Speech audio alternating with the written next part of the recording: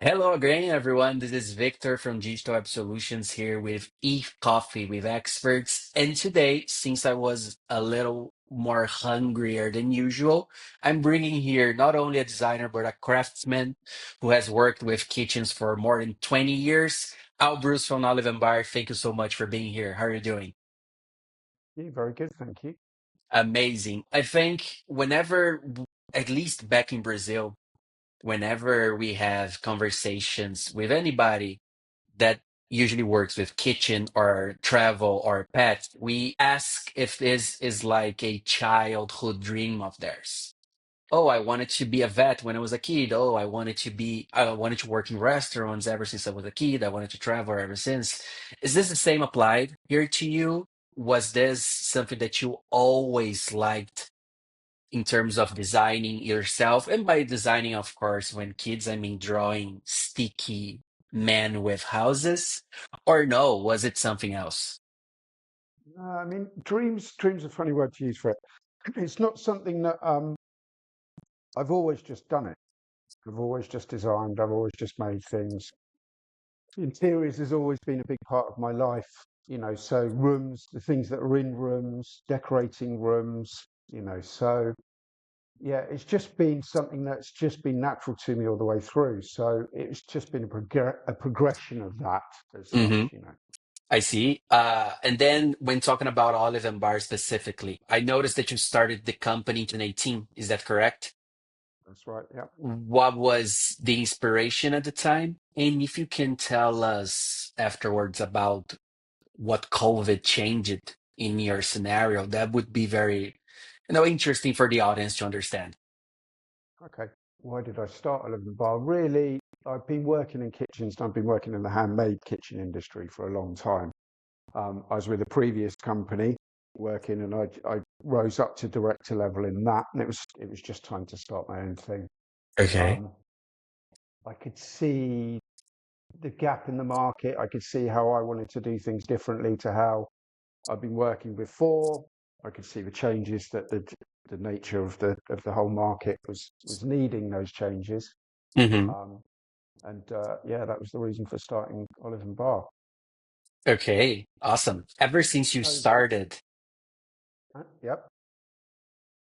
a lot of things have changed. And as I said, COVID probably changed a lot of things. So whenever we talk about the services required in 2020, 2021, during that era, a lot of people would stretch their noses if anybody said that hiring a designer or a contractor or a builder would be a priority when facing the issues and problems from all over the world. So I ask you this: whenever COVID was around, was the lead generation part of your company, was the inbounds of your company lesser than before? Or did you see, as so many other companies did, another way around the issue and managed to grow exponentially with the customers? It was a tough one. We'd been we'd been working for a little over a year when COVID kicked off and Yeah. the first lockdown came. The first lockdown over here was very strict. So basically all work had to stop. That was that. Hmm. So the company did go dormant. Um, we did really go into ourselves, sit there and just wait it out. As we came out the other side, I think we had 35 kitchens to deliver that we'd Okay. taken deposits for and done designs for previous to the lockdown. So suddenly what that meant is we had to deliver a lot as quickly as we possibly could. Yeah. So the first thing was basically setting the customer's expectations and getting stuff out in the right order, in the right manner, in the right time frame. Um, Being in lockdown for as long as we were wasn't cheap because you still have to pay everybody, etc. Yeah. And no Yeah. work's being done. So by the time we did come out of it, we were fairly financially, we were in difficulties financially. But what happened was, as a result, now looking back, as a result of everybody else sitting at home, sitting around their houses and seeing, quite just not being happy with their surroundings and wanting to change stuff, I the went through amount of it. leads, yeah, the amount of leads that came through straight out the back of it for the next year, we were so busy. It was ridiculous. The industry was incredibly busy as a whole, but so Uh-huh. we were taking on new clients as fast as possible, So Great. it worked out well. It worked out well. It's the thing was always setting the expectations with all the customers. This is how long everything's going to take. Hmm. Timelines had stretched, and then they stretched even further as builders were harder to get hold of, et cetera, et cetera. And then Yeah. obviously we had a huge drought in appliances. Glass, actually, windows were one of the things that were Oh, holding up loads of that jobs. was actually, yes, another issue. I remember with cars, it was an issue as well for the glass of the Yeah, cars. yeah, Okay. yeah. So when they said they would be ready for us to come and fit the kitchen, so much of the time they weren't. The funny thing is that that's a legacy that seems to have lasted. The market's changed radically Okay. before and afterwards. And a lot of things haven't caught up and never will. So a lot of things have changed. Prior to COVID, I don't think we'd ever done a Zoom meeting with a client.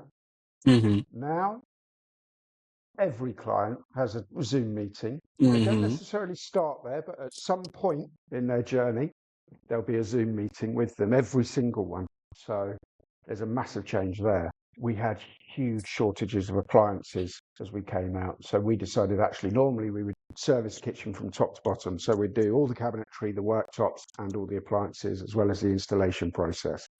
Um, we had to pull out the appliances and say to customers, look, you're going to have to source your own because we kept getting promises, yes, these ovens are going to be in the country at this particular time. You can sell them for that we would sell them. Then we Hmm. would get let down and then in turn let those customers down, which was a bad Yes. look for us as a business. So Especially when the we, it's beginning, right? Especially yours, which was at the beginning, like 2019, 2020 was the third year of the company. yeah, Yeah, yeah, I see. And then, as you said, you had a lot of, at the end of it all, you managed to find several leads once they were tired of their environment and wanted to change. I, for myself, I did this back in Brazil. I was living in an apartment. I hired a company that would build all the woodwork, right? And I remember them asking me my favorite color, my favorite thing as a kid, and my favorite team. And I said them all of this so that on the other day I received the presentation, a mock-up of the apartment with orange as the main color of the apartment because I love orange, with Pokemon as a wallpaper in the living room because I said I like Pokemon, and Barcelona's colors in my bed. So I remember doing this, feeling in love with the situation. I signed the contract only to have it being canceled, I think a week later, because my salary got cut in half. I couldn't afford it anymore. And then I had to pay 30% of the entire contract as a fee, a cancellation fee. really, wow. Okay. Yes. Yes, it was really painful. It was really painful. But then now I have this internal feeling of having myself a really nice design kitchen, to make up for the last time that I had in the past. So yeah, anybody who's watching this as well wants a new kitchen, you know who to talk with. Now, Al, besides COVID, every company that I talk to over here has been through some struggles at the past, especially in the beginning. But I do understand if you tell me that COVID was that big struggle. However, I would ask you in terms of digital, as you just said, before you didn't have Zoom, now you do. But then in marketing terms, marketing efforts, paid and organic, SEO and ads, how have you driven this car around for so long? The start of all of it digitally was Instagram. Okay, Instagram was yeah, the makes driving sense. force. 70% of our customers came from Instagram at the beginning of the Seven. business. Pre-COVID, during COVID, it was Mm-hmm. 70% of our business. That's dropped a lot. We find social media hasn't got the traction that it used to have for us. We still do it. We're still very into it. We still post up lots of lovely stuff, but it's no longer 70%. So when I look now, I'm seeing that we're obviously nearly 7 years old now. We've delivered nearly 1,000 kitchens in total. I'm looking at Congratulations. around 40, thank you, 40% of our business comes from word of mouth. That That's really fantastic. started kicking in within the last year, so you just start to feel it. I mean, the kitchen, our kitchen's guaranteed for 15 years. It's a purchase that we expect people to keep for a minimum of Exactly. 10. So Yes. it's going to take a long time, but it's the neighbours, it's the friends, it's the family. Those leads are really coming through Wow. thick and fast now. So 40% of word of mouth. That's amazing. That's super. That's a privilege that you have that a lot of companies don't, right? Being yeah, so famous across your customers, and it's all about customer loyalty and experience. So do tell us more about it. How do you make sure that it's not only about the product you deliver, but the experience, the journey that they come through? I think it starts with the product. The point is Hmm. that we do have an exceptionally good quality product, and that's what we sell on in the first place. We talk about price because our prices are good, but we're much keen on just saying, look, you're coming here to get a really, really good quality kitchen. It will cost you less. They do that work for themselves. They can see that on the website and the Hmm. pricing structures and everything. But that's where it all starts. I think the thing it changes as the customer's journey is. From a designer's point of view, the designer has to listen to the customer, listen to their wants, listen to their needs, and then impart their own wisdom onto that. So they're kitchen designers, they do know best, Hmm. but they have to hear what the client actually wants, so it's getting that fine balance right. um, Often clients will come to us, I mean, you're often 12 months before they even need a kitchen, because Oh, if they're yes. having an extension done, they book that extension with the builders, planning permissions come through, all of this kind of stuff, or often hasn't come through. What they think about when they're lying in bed at night, when they're thinking about the extension, is the kitchen. So they're Sure. thinking of that end result. So that's the bit that gets them excited. It's not the bricks and mortar going up for sure. So they'll come to us really, really early. So it's a journey for them. So it's being really attentive through that journey. What I always say is every customer needs to feel like they're the only customer with it. They're not one of That's ever. 40 in a lead bank. They need to feel like they're the only one. So from the designer's point of view, at the beginning, to get that design right and get that signed off and sent through to the workshops, at that point, the operations team take over. So the operations team, you often find that at that stage of anybody having a job done, the builders are now in. Sometimes they're living upstairs with a temporary kitchen in a bathroom or something like this. Sometimes they're not in the house yet, but the project it goes from all these hopes and dreams and thoughts for the customer into a world of chaos, money, bills, stress, Hmm. things being delivered late, etc., etc. So that's happening all the time, that we're then producing the kitchen. So we say we're the last people in the house. Everything else is done. The walls are done, the floors are done, everything else. All we want in after us is a painter just to come and touch up the walls afterwards, and that's it. It's done. So by the time we do get there, this lovely dream that a lot of customers have been having all the way through has turned into quite often a very, very stressful time. So it's really important that we talk to them all the way through that, and we're reassuring them all the way through that everything's going to be good. We're sending surveyors around to make sure everything's going to fit. The operations department, every week, from 12 weeks out, every week, they're talking to those customers before delivering that kitchen. Okay. And then when we do deliver it, a big face of the company at the very end is our installers. So it's really important that those guys are really, really good and Good. talk Yeah. through with the customer what's happening as the installation is going. We often need to win a client over at that stage and say, look, we're not like the guys who fitted your windows, who were late and disorderly. We're not like the guys who did your flooring. We're here professionally, and we're going to make this all good for you. So Nice. it's the journey, it's the experience all the way through. And that's, of course, what gives us our reputation and gives us our repeat business. Wow, that's amazing. That's actually I don't have any words to comment because you actually explained it so good. I can just congratulate you over on achieving this, which is something that we know a lot of people struggle with, right? That's why we have so many agencies out there outsourcing support, outsourcing customer experience, because not everybody can do this, especially when we're talking about high-end products like yourself.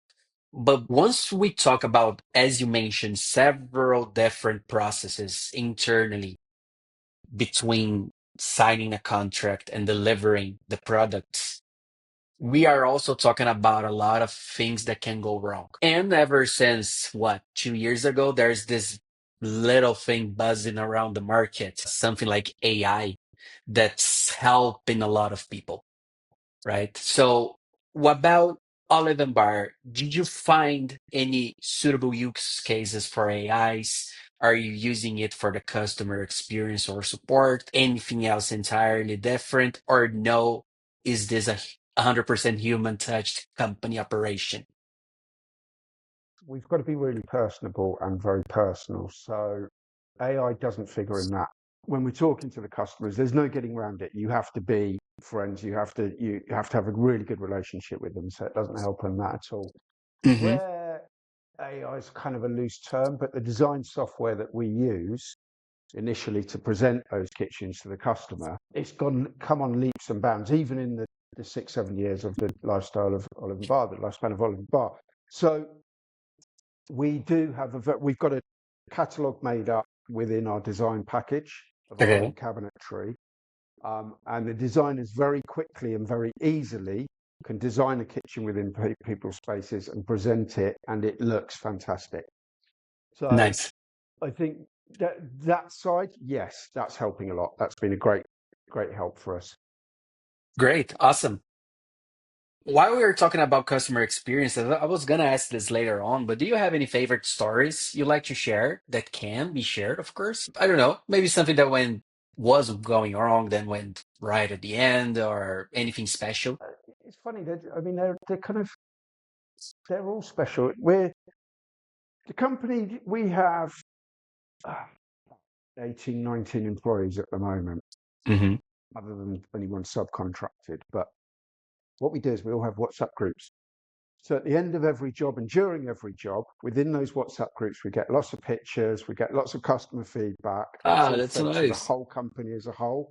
So we all share, and it's really important that we share. And this will be anywhere between 3 and 5 jobs a week. You know, Uh-huh. so they're all important to us, really. There's a few that stand out that have been around for a long time, and I'm still really proud that we did those kitchens, and they still keep cropping up. There's one, there's a Instagram account called The Country House Diaries, I and will check it out. they are up in just by the Lake District, a very beautiful part of the UK. These two guys bought this house, and it was a huge manor house, Hmm. completely run down, needed massive renovation. They didn't have enough money to do it, and it was a massive dream of theirs. They prepared the room. When I say the room, it's huge, this place. Hmm. So they prepared that room themselves. I remember the night before we were delivering the kitchen, they were literally on their hands and knees laying parquet flooring, which they'd never done in their lives. And they did a fantastic job of it. Nice. So they got the whole thing prepared. We came in and we fitted this kitchen, and it's a show-stopping kitchen. We've used it for a lot of promotional stuff. It's an incredible kitchen. The island itself is nearly 5 meters long, so it's a huge island. Sits about 12 people down there. Wow, amazing. Now, I'll definitely check it out. Yes. yeah. Now what they've done is they now, I say Airbnb this property out, Hmm. and it's really popular. It sleeps 18 people, I think. Lots of bedrooms, huge place, beautiful jacuzzis in the garden and all of this. But their renovations have been really sympathetic to the period of the property as well. So everything looks fantastic. They've got brilliant taste. Really, really good. As a consequence, what happens is because so many people go and stay there, it crops up the whole time. So I see this kitchen presented by different people on social medias because they've had such a wonderful time staying a weekend at this place. It's your Mona And Lisa, one thing that, basically. uh, It's your what's that? Mona Lisa. She's your best painting, and everybody's Yeah, taking pictures of it. this is it. That's it. Yeah, yeah. And everybody's enjoying it. That's the thing. And you know that if you've got 12 people all getting together in an Airbnb, be it a large family or a group of friends, you know they're going to have a good time. So that kitchen would have seen some parties over, I think we're about 4 years now. Yeah. So It has been it's on got a some lot of parties. stories. Yes. They're for sure. These big houses, they usually attract a lot of young groups wanting to party, and all the rest. Awesome, amazing. I would actually ask you any effective strategies to get new customers, but you've already told us a lot of them, especially the experience, the loyalty, the word of mouth.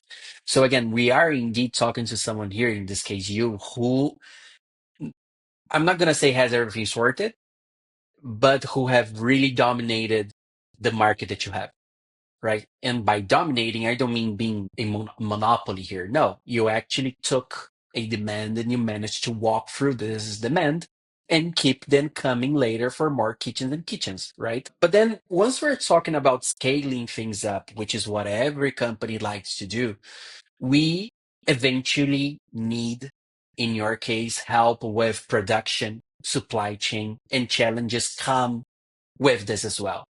Do you mind sharing a little bit more about specifically this supply chain and production side of things? I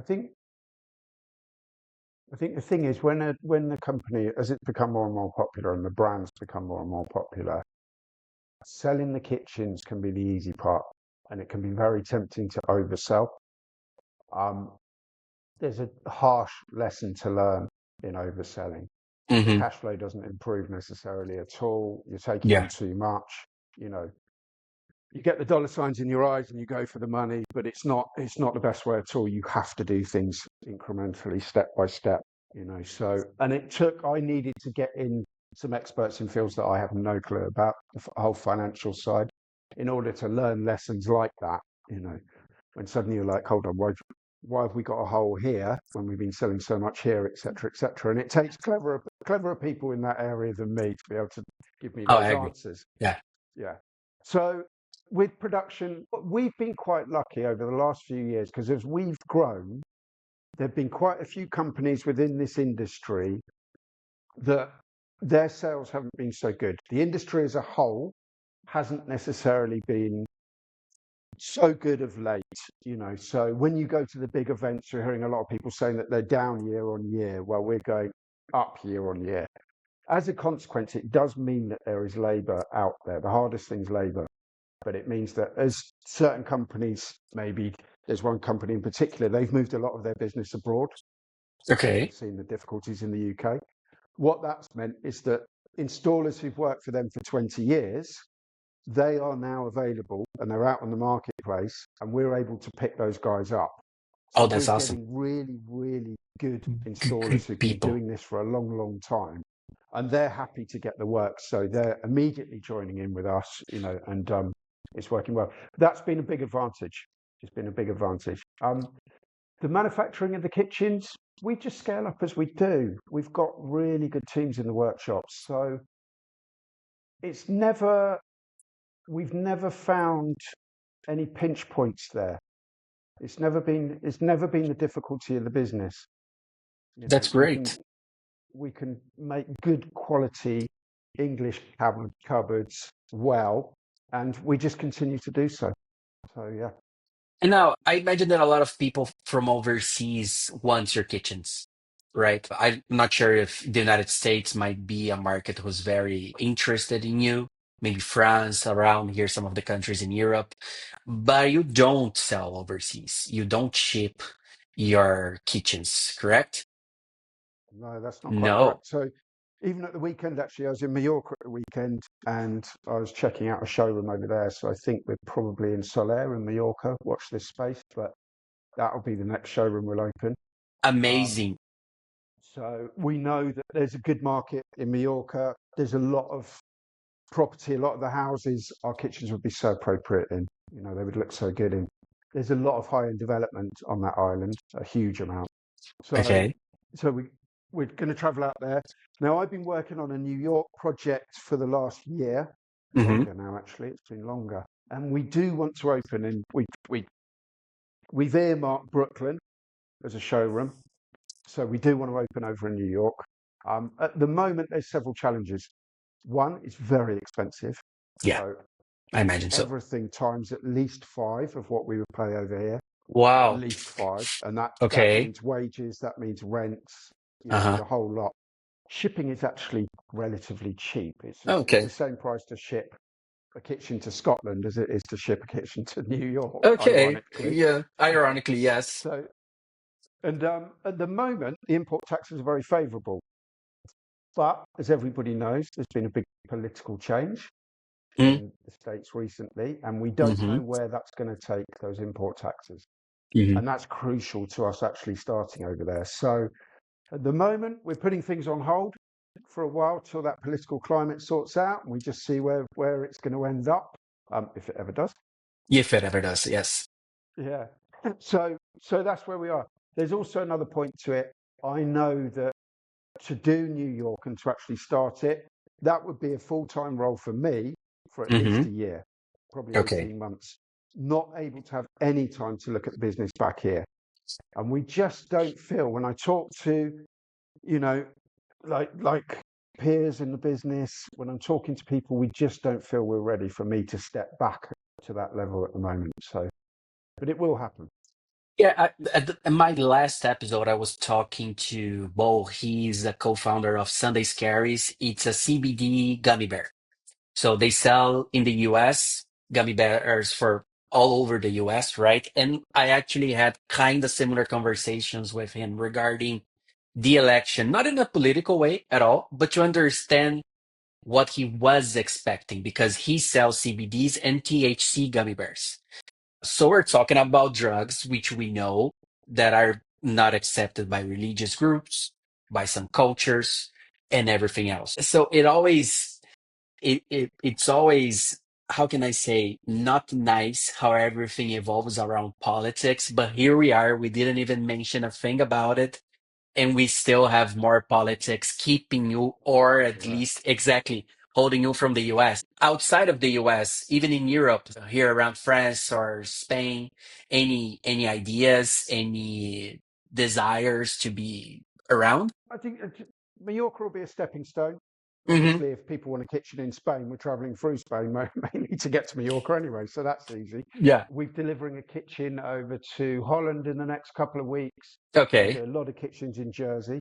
There's a big market in Jersey, so I think we've done 7 or 8 kitchens in Jersey within the last 18 months. That's interesting. Yes. Jersey works without a showroom. People will order, they don't need a showroom. A lot of them, if they do need to see the product, they'll travel. Most jobs in Jersey are done by interior designers. So Okay. if the interior designer gives our product the thumbs up to their client, the client doesn't need to see it. Yeah, just So give me the check and I'll sign it up, right? exactly, that's it. Um, there's been talk of Germany because Germany only really have one type of kitchen, and that's a German kitchen. Okay. Um, very beautiful, very good quality, beautifully made. Just A like their little bit cars. soulless, a little bit soulless. Not I like the see. cars. Not like the cars, unlike the cars. Yes. Yeah, but it hasn't got that handmade, hand painted element I that we see. have, you know. So there is a Okay. market for that out there. So I think if we were to do a showroom out in Europe anywhere, that would be other than Mallorca, of course, that would be the first place we'd be looking. Well, I tried for Portugal, but here we are, folks. We're not gonna have Olive Barr in Portugal anytime soon. I'm really sorry. Well, Al, I think we should start wrapping this up. I don't want to take too much of your time. Most of our audience is composed of marketing professionals, usually from SEO, or business owners who like to know about SEO in different markets. I understand, as you said, 40% of your traffic of the leads you have come from word of mouth. I imagine a lot more come from ads. Not a lot more, sorry, but the other rest, most of them comes from ads. But what about organic? Whenever we talk organic, we're talking long term, we're talking customer loyalty, we're talking about making sure that those traffic comes to us and not to our competitors, right? But you have so many things already sorted out, which is super nice, by the way, that anyone would compel to like understand how do you really put your effort into marketing besides the word of mouth. Could you talk a little bit about that? Well, you say ads, actually, we don't really advertise. So we tried Google Okay. Ads for a while, but Google Ads, it's such a competitive marketplace, you know, Yes. it just ended up being too expensive. So cost per lead just didn't work out for us. So we gave that, I think, about 4 months and Hmm. a lot of input. And then at the end of 4 months, we pulled the plug on it. We work with a PR company. They're called Pursue PR. Now, they have been fantastic. We were with Sarah, who runs it from the very beginning of her forming that company. They're a lot bigger now. And Nice. I think we've been together for about 3.5 years working together. They get us in about 30 to 35 publications every month. Some of them print, some of them online, but it really, really has got the brand out there. The, the brand is as well known as it is because of the what we put into that PR side. And none of that's paid advertising. That's all. They're really good. When a journalist needs an article, when a journalist needs a Hmm. certain bit of input within their article, our guys step in very, very quickly, write some beautiful copy, send it over to them. So the That's journalists amazing. love them. So we're getting a lot of publications, which is great. Um, Instagram still pays up a fair amount of it. Great to Facebook, know. very, very little now. Facebook used to be bigger, but it's dropped It is away to dying, virtually right? nothing. Whenever I open Facebook in front of my friends, they ask me if I was born in 1950. I don't know why, Exactly. but they Yeah. usually like, how old are you to be using Facebook? I just like it because of groups and having everything sorted out, but it is a dying app, Yeah. especially in the concern of younglings going to TikTok or Instagram, right? Mm. Snapchat's another one who I still believe is kind of around, but maybe not for long. Yeah. And then we have Yeah. I don't do X, any, right?